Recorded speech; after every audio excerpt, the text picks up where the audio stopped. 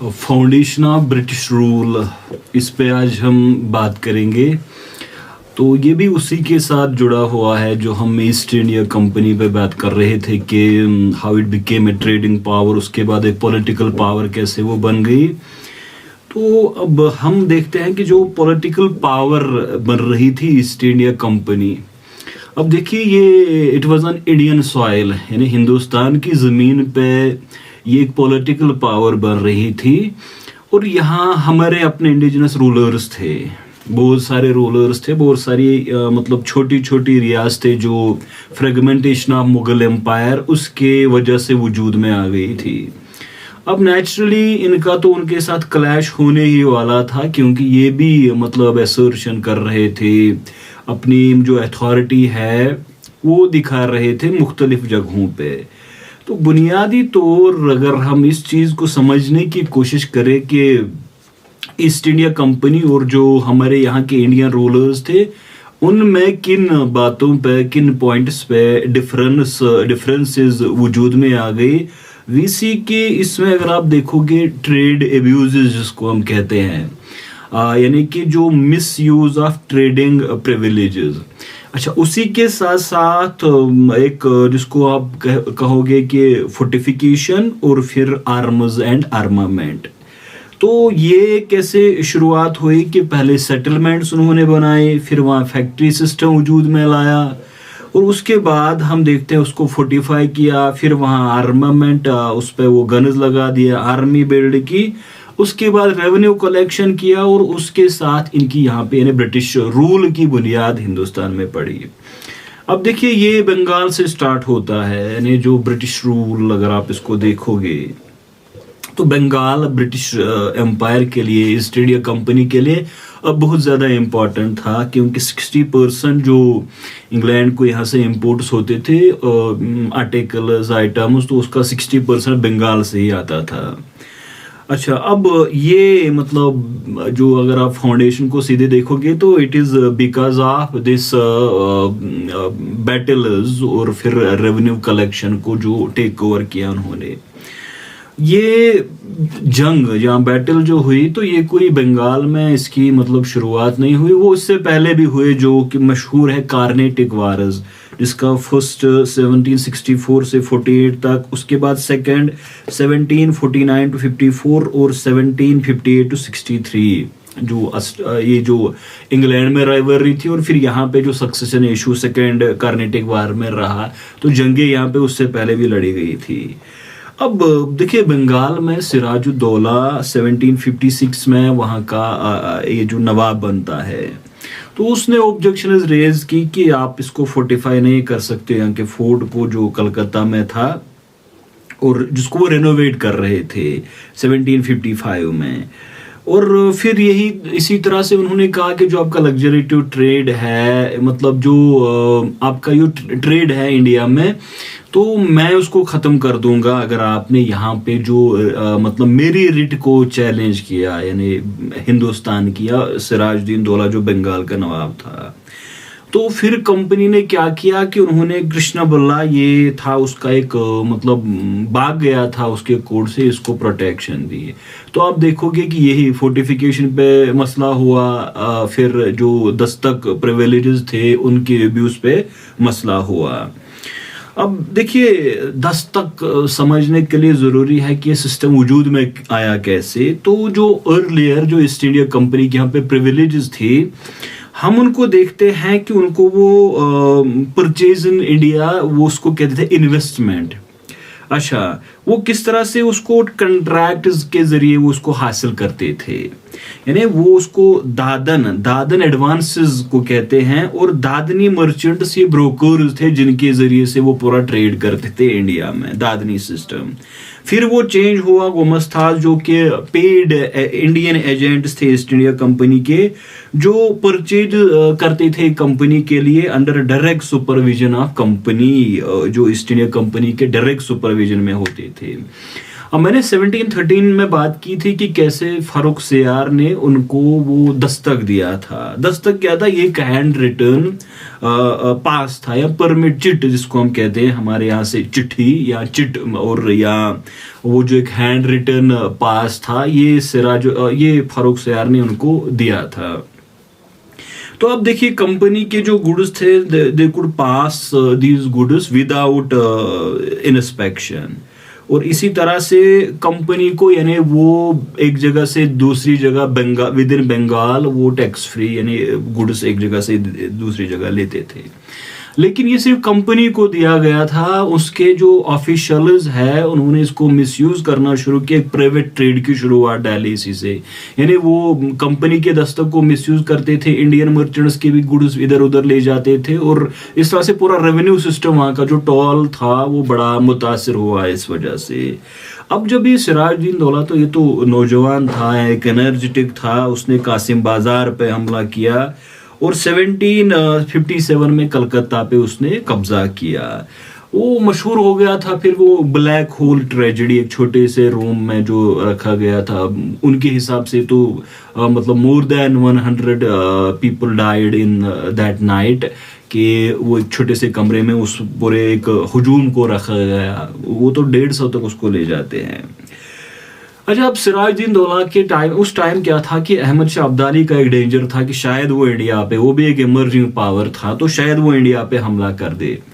लेकिन सिराजुद्दीन दौला ने जब ये देखा कि ग्रेव सिचुएशन में वो आके फंस गए हैं, तो उसने क्लाइव को एक मतलब आप समझे कि सेटलमेंट के लिए पेशकश की। But by that time Clive जो लॉर्ड क्लाइव था उसने पूरी तैयारी कर रखी थी सिराजुद्दीन को हटाने की।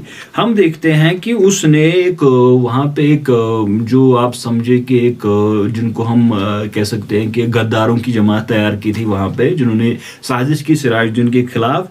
तो जगत सेठ ब्रदर्स थे, महताब राय, इसी तरह से जानकी राम राय, दुर्लभ राम नारायण, फिर शौकत जंग जो कि पूर्णिया का फौजदार था, और मीर जाफर जो कमांडर इन चीफ था, गाश्ती बेगम। जो गाश्ती बेगम ये बड़ी इंपॉर्टेंट है क्योंकि ये she was the eldest daughter of Alivardi Khan. तो मतलब ये उसकी एक कजिन से शादी हुई थी, और शौकत जंग जो था उसकी बहन का लड़का था। यानी शौकत जंग और गाश्ती बेगम ये रिलेटिव्स थे। तो ये पूरा उस पे इसी कोशिश में थे कि सिराजुद्दीन को यहाँ से हटाया जाए। अब ये उन्होंने पूरा उनके साथ सेटलमेंट किया था क्लाइव के साथ। तो प्लासी में इनकी जंग हुई थी 23 जून 1757। तो फ्रेंच हेल्प था, थोड़े बहुत फ्रेंच ट्रूपर्स थे जिन्होंने बड़ा डिसाइसिव रोल शुरुआत में किया था, लेकिन उसके बाद जब सिराजुद्दीन को मीर जाफर ने वापस भेज दिया तो फिर पूरा राउट हुआ वहाँ पे। उसके बाद सिराजुद्दीन को गिरफ्तार कर दिया गया, फिर उसको जो मीर जाफर का बेटा था मीरान उसने कत्ल कर दिया। तो इस तरह से एक एंड हुआ इस नवाब का। अच्छा, अब मीर जाफर के बाद उन्होंने वहाँ पे सिराजुद्दीन दौला के बाद मीर जाफर को उन्होंने मतलब एंथ्रोन किया, तख्त पे बिठाया। तो वो होता है जिसको हमारे यहाँ किताब में लिखा जाता है प्लासी प्लंडर। प्लासी प्लंडर का ये था कि बहुत ज़्यादा दौलत गिफ्ट में कब्जा करके उन्होंने ली थी। तो इसके साथ वो जो पहले बुलियन आता था वहां पे वो भी बंद हो गया, क्योंकि अब हिंदुस्तान का माल उनके हाथ लगा था। तो अब इंग्लैंड से गोल्ड एंड सिल्वर उसको यहाँ एक्सपोर्ट करने की कोई ज़रूरत नहीं थी। अब मीर जाफर ही could not fulfil the demands of English people, तो उसको मीर कासिम से रिप्लेस किया गया 1760 में। उसके बाद लगातार उसके ट्रीटी हुई थी, लेकिन उसके बाद लगातार दस्तक पे वहाँ पे लगातार टेंशन क्रिएट हो रहा था। मीर कासिम एक एबल्ड जनरल था, एडमिनिस्ट्रेटर था, उसके और अंग्रेजों के दरमियान यही miss use of trading privilege, यानी वो उसको प्राइवेट ट्रेड में इस्तेमाल कर रहे थे। तो अब उसने एक अलायंस बनाई वहाँ पे जो मुगल एम्परर था शाह आलम सेकंड, जो कि खुद एक मतलब जला वतन था, अपने मुल्क से उसको निकाल दिया गया और रेफ्यूजी दियर एट अवध। तो शुजाउद्दौला जो कि नवाब ऑफ अवध था या ओध था।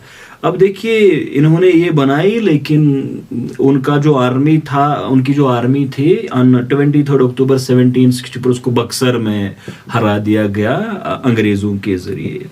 अब देखिए जैसे ही बक्सर में इनकी शिकस्त होती है, उसके बाद हम देखते हैं ये जो 20 फरवरी 1765, उसमें उन्होंने ट्रीटी की नजमुद्दौला, जो कि मीरान का बेटा था, अब वो बंगाल का मतलब रूलर था, तो उसको शुजाउद्दौला मतलब के साथ अवध, वहां पे उसको रेस्टोर किया गया अवध।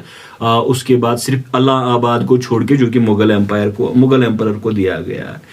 देखिए उसमें एक मशहूर बात है कि इसके बाद हुई ट्रीटी ऑफ इलाहाबाद, जो कि बड़ी मतलब सिग्निफिकेंट, जिसके बहुत दूरस मतलब असरात हिंदुस्तान पे हुए। ये 12 अगस्त 1765 में जो सबसे इंपॉर्टेंट पार्ट था वो ये था कि जो मुगल एम्परर था शाह आलम, उसने अंग्रेजों को दीवानी राइट्स दिए, यानी revenue collection rights of Bengal, Bihar and Orissa. तो ये बहुत ज्यादा सिग्निफिकेंट था कि जो अंग्रेजों को यहाँ पे ये दिया जाता है कि आप रेवेन्यू कलेक्टर्स बन जाए आप इंडिया के। हम देखते हैं 19 अगस्त 1765, तो नजमुद्दौला ने ही agreed to give 26 lakh to Shah Alam, यानी वो अब आप समझिए कि कंपनी के प्रोटेक्शन में रहेगा। तो ये तो एक एक्स्ट्राऑर्डिनरी डेवलपमेंट थी जब मुगल एम्परर ने इनको दीवानी राइट्स दी। अब दीवानी राइट्स क्या थी कि रेवेन्यू कलेक्शन राइट्स थी। तो देखिए अब उनको यहाँ ट्रेड के लिए या यहाँ फाइनेंस करने के लिए अपनी कंपनीज को, उनको इंग्लैंड से कोई पैसा लाने की जरूरत नहीं थी। वो हिंदुस्तान का ही पैसा अब इस्तेमाल करते, हिंदुस्तान में ट्रेड करने के लिए, यहाँ के आर्टिकल्स खरीदने के लिए और यहाँ पे हिंदुस्तानियों के खिलाफ जंग करने के लिए। तो that is why this treaty of Allahabad that is in 1765 too so much important in Indian history, कि इसकी बहुत ज्यादा अहमियत थी। तो दीवानी का एक बड़ा एक सिग्निफिकेंट पार्ट ये था कि अब ये आप समझे कंपनी मुगल एम्पायर की सर्वेंट बन गई, यानी कि अब उनको रेवेन्यू राइट दिया गया। अब उसके बाद जब क्लाइव वापस आता है तो ही लेड फाउंडेशन ऑफ, उसको हम कहते हैं डुअल गवर्नमेंट इन इंडिया, इन बंगाल। बंगाल में उन्होंने एक डुअल गवर्नमेंट की शुरुआत रखी। तो वो क्या थी कि देखिए real power it was exercised by English, यानी ब्रिटिश पीपल। जो हकीकी ताकत था, यानी रियल पावर वही थे, लेकिन वो अपनी रिस्पॉन्सिबिलिटी से भाग रहे थे। वो ये रिस्पॉन्सिबिलिटी जो इंडिया की बंगाल की एडमिनिस्ट्रेशन की रिस्पॉन्सिबिलिटी है उसको लेने के लिए वो तैयार नहीं थे। तो उन्होंने ये कहा कि हम सबसर्वेंट है, जो यहाँ का रूलर है, जो नवाब है, लेकिन इस वजह से वहां पे क्या हुआ कि एक पूरा करप्ट सिस्टम वजूद में आ गया। तो डुअल गवर्नमेंट का ये मतलब है कि रियल एक था और टिटुलर एक था, यानी एक हकीकी था और दूसरा एक पपेट था, कठपुतली था। तो वो शो तो ये कर रहे थे कि रियल रूलर बंगाल का नवाब है, लेकिन वो नहीं था, रियल रूलर इंग्लिस्तानी थे या अंग्रेज थे। तो इसी वजह से इसको डुअल गवर्नमेंट कहा जाता है। अब उन्होंने ये तो मतलब लिया, यहाँ से जमीन तो ली, दीवानी लैंड, और उसके बाद वहां पे जो दीवानी फंक्शन, रेवेन्यू कलेक्शन फंक्शन और निजामत, उस पे पूरा हिंदुस्तान का पैसा लगा दिया। लेकिन वक्त के साथ साथ ये हुआ कि जो दीवानी लैंड्स थी उनकी हालत खराब थी as compare to the lands that were directly supervised by the English people. तो जो वो उनके अंडर डायरेक्ट लैंड थी उसमें हालत ज्यादा बेहतर थी। तो हम देखते हैं वारन हेस्टिंग्स के आने के बाद एक डायरेक्ट इंटरवेंशन की बात हो रही है कोर्ट ऑफ डायरेक्टर्स, कि आप डायरेक्टली इनको सुपरवाइज करें, और वो दीवानी लैंड को जो टेरिटरी थी उसको अब डायरेक्टली सुपरवाइज कर रहे थे। अब लॉर्ड हेस्टिंग्स के आने के साथ उन्होंने क्या किया कि एक चेंजेस लाई, पूरा एडमिनिस्ट्रेटिव सिस्टम वजूद में लाया, और ये एक नई सिस्टम की बुनियाद डाल दिया जिसमें judicial system, revenue collection system वगैरह वगैरह, और ब्रिटिश रूल एक कंसोलिडेशन की तरफ बढ़ रहा है। तो बंगाल में पूरा ये हुआ, बैटल से हुआ, रेवेन्यू कलेक्शन जो दीवानी राइट्स उस पे कब्जा करने के बाद ये सारा कुछ हुआ। अब देखिए सिर्फ ये नहीं, बल्कि उस टाइम जो मैसूर एक बड़ा पावर था, हैदर अली और टीपू सुल्तान, फिर मराठास थे, तो उन्होंने ये किया कि मराठा निज़ाम जो हैदराबाद का था उसको हैदर अली और उसके बेटे टीपू सुल्तान के खिलाफ इस्तेमाल किया। तो 4 wars were fought, battles were fought, जो पहला 1767 से 69, उसके बाद 1780 से 84, फिर 1790 से 92, 1799 लास्ट में हुआ। तो पहले 2 जो बैटल्स हुए उनमें तो अपर हैंड तकरीबन मैसूर का रहा, लेकिन थर्ड में उनकी हाफ टेरिटरी चली गई और जो फोर्थ एंग्लो मैसूर वार था तो उस पे पूरा श्रीरंगपट्टनम पे ये जो इंग्लिस्तानी थे उनका कब्जा हो गया। इसी तरह से एक फॉर्मेडेबल पावर जो इंडिया में था, जिसको समझा जा रहा था कि शायद ये मुगल एम्पायर को रिप्लेस करे, ये मराठास का पावर था। तो 3 बैटल्स उनके साथ भी हुए, 1775 टू 82, 1803 टू 1805 और 1817 और 1818। इसमें थर्ड बैटल मराठा, जब पूरा मराठा एम्पायर खत्म हो गया। तो सेकंड में उन्होंने वो ट्रीटी ऑफ साइन की, जिससे सबसिडियरी अलायंस ने साइन किया। और भी जो बाद में 6 के साथ होता है, जो बैटल्स होते हैं, तो इस तरह से ये जो ब्रिटिश रूल है कंसोलिडेट होता है। लेकिन अगर आप बुनियादी बात देखोगे तो इसमें प्लासी और बक्सर की बहुत ज्यादा इंपॉर्टेंस है। फिर जो ये रेवेन्यू कलेक्शन, दीवानी राइट्स और जो उनके अंडर ही निजामत यानी लॉ एंड ऑर्डर कंट्रोल करना रहा, तो वो बड़ा इंपॉर्टेंट था फाउंडेशन में। फिर हम देखते हैं हेस्टिंग्स के टाइम के बाद वो जो चेंजेस एडमिनिस्ट्रेशन में लाते हैं, तो वो ब्रिटिश एम्पायर की फाउंडेशन यानी ब्रिटिश रूल की फाउंडेशन यहां डाली जाती है। अब मैं नेक्स्ट पार्ट में इस पे बात करूंगा कि ब्रिटिश रूल कैसे कंसोलिडेट होता है, जिसमें 2 बड़ी अहम पॉलिसीज उनकी, एक सबसिडियरी अलायंस और उसके बाद डॉक्ट्रिन ऑफ लैप्स। तो उस पे मैं नेक्स्ट पार्ट में बात करूंगा। इसी पे इसको कंक्लूड करते हैं। Thank you.